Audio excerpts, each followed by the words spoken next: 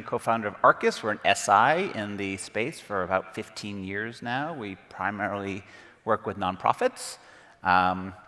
Kate, why don't you tell us a little about yourself? I'm not going to do certs and all that stuff because that gets much. Yeah, because you're jealous that I have more. That's true. You do have a few more. You have a few more than me. Hi, everyone. Kate Lessard. I am a lead admin evangelist at Salesforce. So I get the pleasure of going around and talking to admins and talking about the amazing things that we're all doing on the platform. Make sure to sign up for all her sessions at Dreamforce. There's a plug for you. Yeah. There you go. If you are at Dreamforce, please do come check out the admin track, and I'm happy to meet up with anyone. All right, so we are going to talk about 5 tips to ace your interview, and here you go. We're going to give them to you right off the bat. Done. Everybody can leave. Bye. We do have a few more details to dive into, but let's get started with be honest. So this seems really obvious, but sometimes it just isn't, and people get nervous in interviews and they don't share what they know, and even more importantly, what they don't know. I've seen situations where people have said that they can do something in an interview, and then they get put on a project team, and all of a sudden that's the first thing that they're assigned, and they're like, panic, I don't know how to do this thing. Salesforce is huge. No one expects you to know everything about Salesforce. You're not going to know every cloud. You are not going to know every product. You're not going to know something that's going to get launched, at Dreamforce in a couple weeks. So be honest. Share what you do know. Share your expertise. And share what you're learning about and interested in learning more about, because maybe that's a way that you can go. You can take on projects where you're researching things and learning as you go. And then be a problem solver. I think it's more important in interviews to share how you would learn about something or how you would address something that you don't know, and share your actual process to get to that point versus, concocting something and saying that you know how to do it. What do you have to add to that, Jason? I totally agree. It's almost like we put this together. So I've hired hundreds of people in this ecosystem, and my number one, well, not number one, I'll give about 10 pet peeves in this presentation. But it's I know that cloud, I know that product, I know that thing, and then you get in and you functionally say to do it, and they're like, oh, no, I meant I took the trailhead on it. And I'm like, no. You need to share, you need to back up your experience or back up your knowledge with experience. So really speak to your experience of functionally doing the thing with that product. Sure, we could take trailheads all day and we could do certs. I mean, I have certs on things that I've barely touched, and you'd be like, oh, he's certified in that? No, I have no idea what I'm doing. But so really with the experience, because that's where people are going to want to see, shoot to your experience on actually using that part of the product. Yeah, and that's a really good point. I've heard people say, I want to learn more. Stop complimenting yourself via me. No. I've heard people say things like, oh, I want to learn more about Service Cloud. Can you put me on a Service Cloud project? And you're like, okay, why don't you go to Trailhead, learn about Service Cloud? Why don't you go take the certification, get that base knowledge, and now you're ready to kind of dive in and learn more. So I think that's a great baseline. Yep. All right, second one. This is actually super, seems obvious, but I think it's more and more important, especially in our hybrid world. I mean, my company's 100% remote. We've been remote before it was cool. We've been doing remote since 2010, before we were told you had to do it. So the values of the company and the culture of the company are super important. But here's the fact. Every company will lie to you about their values and their culture. They will tell you when you ask them, hey, does this fit? Do you have good values? No one's going to say, or good culture, no one's going to say, oh yeah, we have a terrible culture. It's toxic, and we're all stabbing each other in the back. It's a bunch of mean girls. No, they're never going to say that. So the thing to think about is not only, they are going to say they have a great culture, but ask them to prove it. And here's the sub-tip. Ask them to tell you about something they did in the last 2 weeks that shows they have a good culture. Something physical, something visible. What did you do? What did you do at your organization? What thing did you do that says you actually have a good culture? It's good to ask the HR, good to ask a peer or a manager, because just saying you have a good culture and just saying you have great values, the showing of it's so much more important. And again, you want to make it a two-way street, right? It's about how you fit them and how they fit you. So it's no longer, is it just a checkbox? It's really about how you fit together. What do you think about values and culture? Yeah, I think it's really important. You're interviewing the organization. They're not just interviewing you. How are you going to fit in there? Because you're going to spend a lot of time working there and with this team. Funny story. Well, I won't call out the organization because I did not accept the job there. This was long, long time ago. But I went through an interview process, got offered the job very quickly, which was a little concerning that like one interview that day, job offered, everything remote. And I was like, can I do a tour of your office and go meet the team in person? Because I've met no one that I'm going to actually work with. So they arranged that for me. I went in. Wow. I have never been so astounded. I went into this organization, huge, huge office, like 20 floors in this building. Every one that I went to was just gray cubicle after cubicle after cubicle, no art on the walls. And the weirder part, no one was talking. It was completely silent, and I was like, this is not the place for me. This is not the culture fit. So that was something you can do if you are looking to be either a hybrid employee or in person. You can always ask to do that if you go through a remote interview process. Or find out, when you go through different rounds of interviews, ask the same questions to the different people that you talk to. Like Salesforce, volunteer time off or VTO is really important. So I asked everyone that I spoke to, like, what are you passionate about? How do you volunteer? How do you give back? And that'll give you a sense too across the organization and the whole spectrum what you're looking at. All right, again, this one seems really obvious, but be prepared. Know your resume. If you have some statistics on your resume or KPIs, know what they are. Be able to call them out and pull them into the conversation. Share that information. Know what you've accomplished and be able to speak to that, speak to the experiences. Also, have good questions prepared and have them prepared in advance. You might need 10, 15 questions, and some of them might get answered throughout the course of the interview. And if you only had 3 and they all get answered and you get to the end and they're like, do you have any questions for us? And you're like, nope, I'm good. Then it ends the interview early and you don't get a chance to learn more about the organization and see if it is that right fit for you. So be prepared, know that you can cross some of those off the list and keep going, and you can add questions too as you go. Yeah, I would say this is one of I have like 5 triggers in an interview. I do the final interview before they get the offer letter, and this is one of them. If I go through my process and I go, okay, do you have any questions for me? And they go, no, I'm like, that's not a good sign. Like, you should have something. You should be paying attention to the conversation, have something in there you've picked up along the way, and also have the other tip, this is the sub-tip of the tip, have questions that are appropriate for the right audience, right? You're talking to HR, talk about, salaries and ranges and stuff like that. But if you're talking to the CEO of the company, don't ask about salary, right? Don't ask about what the PTO policy is. Ask about something bigger picture. So really think about the type of person you're talking to and where they are and the type of questions you should ask. The number one question I get is, well, culture is one, and the second one is, where do you see Arcus in 5 years? And I'm like, okay, let me just here we go. I'm gonna rattle this off from my Evernote that I have. But at least it's thinking like forward thinking, and it's the right question for me. You don't just pull out a roadmap to walk all the people you interviewed with? I do make a joke about them not signing an NDA, yes. What about the favorite is, I know you've talked in the past about, you're like, I'm the CEO, and people ask me how much time I get off. Do you want to work here? Do you want to do the work, or do you want the time off? Yeah. I mean, it's important, but. All right. So this seems obvious. Again, most of this should be 5 obvious things, 5 obvious tips, but there's so many people, and literally last week, people didn't do some of this stuff. So, communication is super important, but what I try to listen for when I talk to somebody is how they can have a conversation with me. Because really, think about what you do. You're pretty much all knowledge workers, right, at some level, right? You're knowledge workers, and what does that entail? That entails talking to people and communicating. So I listen to how people structure their sentences. I listen to how many ums they say. I listen to how they monologue or don't. I listen for things like empathy in a call. Yeah, I actually bring something into the conversation that's something about my life. Like, they'll say, oh, how are you? And I'll be like, oh, I'm good, but didn't sleep well last night. Or I'll just put in some random thing. Or I stepped on my dog this morning. I don't have a dog. But I'll say something like that. And then listen to what they say. And if they go, oh, that's terrible, or if we get into like a personal conversation, then I know that that's someone I want to talk to in the future, right? I want to sit on calls with.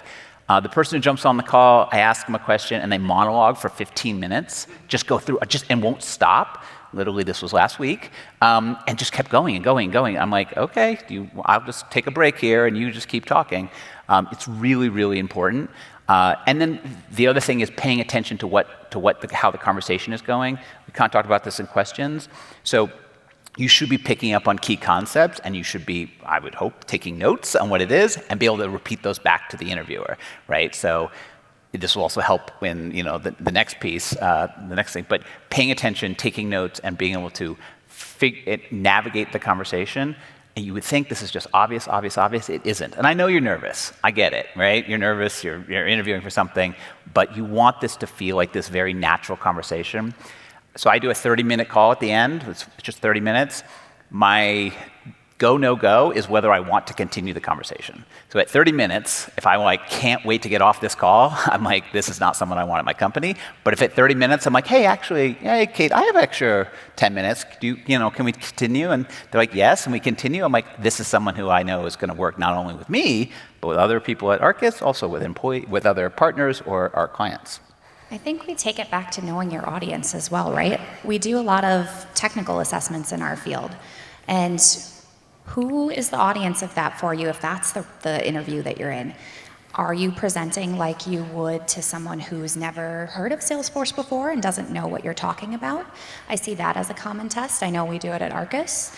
Or do you do it at Arcus? We? Oh, it almost sounds like you work for me. That's going to be a hard one to break. No. Yep.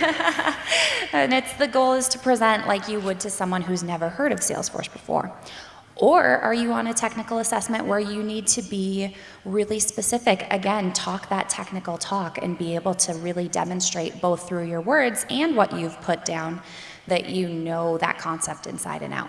Yep. Don't use an acronym you don't know what it stands for. That's my other thing. If you don't know what the acronym stands for, don't use it. Because I'll ask you what it means. What about making up acronyms? Better. All right, follow up. So I'm not saying that you have to send a handwritten thank you card anymore. Those days are kind of gone past. We're all very clearly in a technology world. I do remember, though, sitting outside of interviews with the thank you notes ready to go and writing them in the parking lot, and then going and dropping them at the front desk before I left so that they would get there quickly. So I'm really glad that email is now really easily accessible for all of us, and you can send your thank you via email. And don't have this be a canned response, right? Make it personal. What did you talk about with this person that you interviewed with? Can you pull back some of those concepts? Can you share what resonated with you from the conversation, what you're excited about, why you think this is a good fit, why you want this role? And then provide any next steps. Going back to that technical interview, maybe you did something and you would change something. Share that. Say, hey, I've been thinking about this. I would go back and change X, Y, Z. I had someone once do that after her technical assessment. She went back, completely rethought how she would do a relationship. She made a demo with a little video, sent it with her thank you follow-up, and it went a really long way. I was like, oh my gosh, she put a lot of thought and effort into this.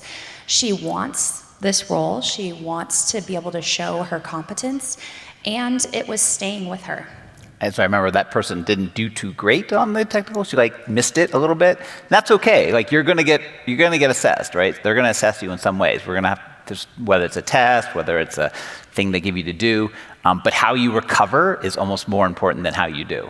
So we've had people get on, and no names, but we had someone come on and literally flub really, really terribly, and then just kind of stared into the screen for 20 minutes, and it was actually heartbreaking. But it was just, the recovery was terrible. I've had people come on, just miss the concepts, but then recover and say, hey, can I do a take-home version? Can I show you a video? The 2 business days is important, right? You don't do it instantly. That's the other tip. Don't throw it. You dropped off your thank yous, but don't send an email right after.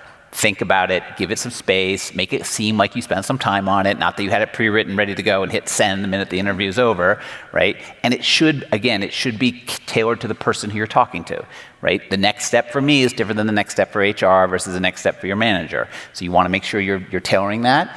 And I say within 2 business days. So you interview Friday at 5, you don't have to send it until, over the weekend, send it on Monday. But it should be at least, so someone knows it gets it.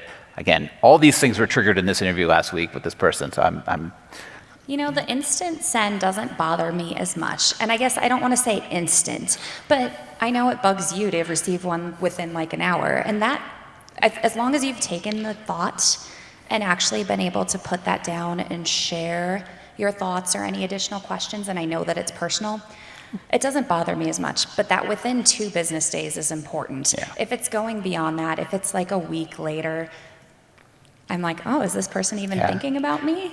I think, I equate hiring and interviewing to the first date.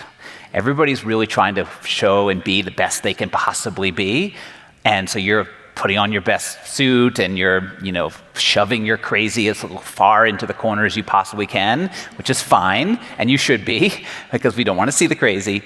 But just like that first date, you also don't want to come across as too desperate, right? Desperation in the market, desperation in hiring isn't good. So you kind of want to play a little casual. That's why I think the instant thing, I would say, don't do instant, because it seems to me like you're super desperate, and that sometimes has other things in it that we're looking for. So, as a rather type A personality.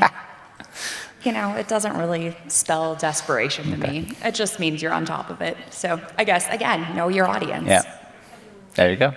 So the question was, if you get ghosted, should you follow up? I think that's the yes. At what point are you getting ghosted? Right. Where's that time? So first of all, you set the expectation, right? So in this process, you're driving a project, right? The project is called Let's Get Me Hired. So when you talk to the first person in the first interview, and then the second one, the third one, you're kind of following along. Hey, what are we doing, and when's the next thing? And so you're following along. If you know that the last part of the process is to talk to me, and then you're supposed to hear back from somebody, it's okay to say, hey, I had a great go back to the original hiring manager and say, hey, I talked to Jason 2 days ago, and I just want to know what the next steps are. If you don't hear from somebody for I would say 5-6 days, I would follow up again. And it's rude in this industry to not let somebody know. You should let somebody know one way or another. But I'm sure it happens a lot. But so does the people that don't follow up. I've not hired many people because they didn't follow up with me. They just didn't send the email.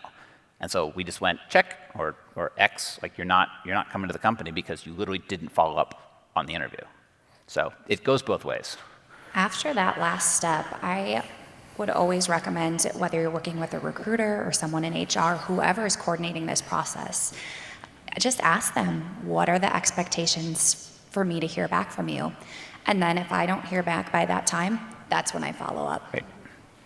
That's a great question. If everyone didn't hear that, it was, what's the point? Reaching out beforehand, is there kind of a line before you're spamming someone, is the word you used? Again, I think we might differ here, which is why I'm hesitant to say something, but I'm okay with it. People reach out to me really regularly. I'm thinking about applying for this role. Can you tell me about your experience? And do you have any recommendations for the process? And then sometimes I'll have conversations with those people and then maybe be able to do a warm handoff to HR. So I think that that's really appropriate if you are willing to put in the time to have that conversation, to get to know the person, to ask the questions. There are situations on the flip side where people have done that and they just want me to hand them off to HR without any conversation. I think that that's kind of disrespectful, and that's someone that I don't feel good about doing that with. Yeah, I totally agree. I tell this to anybody, warm intros are better than filling out forms. Filling out forms are fine, you have to fill out the form. But warm intros, where I can say, and Kate was really good at this until she quit, but she would talk to people at conferences. This is a great space, right? And I also love when people come in with knowledge around my company. If they say, I've already spoken to 2 people at your company, and I'm really I know about this and I know about that, I'm excited because it shows that they've done research. Something that's show up in this, when you're going to that interview, you should have research. I'm never impressed when someone like just comes in blank, as opposed to someone comes in, hey, I saw you tweeted this the other day, or I saw you wrote a blog post, or I saw you were speaking at Mile High Dreamin, or I introduced myself to you at Witness Success last month. Like, that impresses me versus just coming in cold, like, I want a job. So absolutely get intros, find other people. Most people at a company, if they're happy, will talk to you about it. They're more than happy to give you the 5-10 minutes or whatever and do an email introduction and at least give you some information. But come in with questions. Like, don't say, hey, I want a job at your company. How do I do it? Come and say, hey, can you tell me a little bit about what you're doing and what you like and what you don't and whether I might be a fit? And there are several. I mean, Salesforce is huge, right? There are large consulting organizations.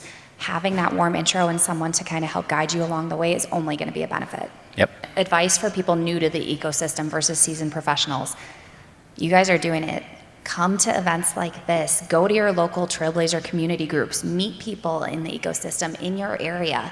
Find the people that have the roles that you would aspire to have and ask them questions. Get to know them. Build relationships. Yeah, I think new versus experienced. I'm definitely in the experienced category. New, it's harder because you have to prove a lot of the things, right? You don't have 3 years of experience of doing the job. But when you have experience, you can level those up. You can talk about what you've done, and it's easier for a hiring person to say, oh, I've seen you do this job. We hire a lot of people who are coming from second careers, third careers, out of the military, out of teaching.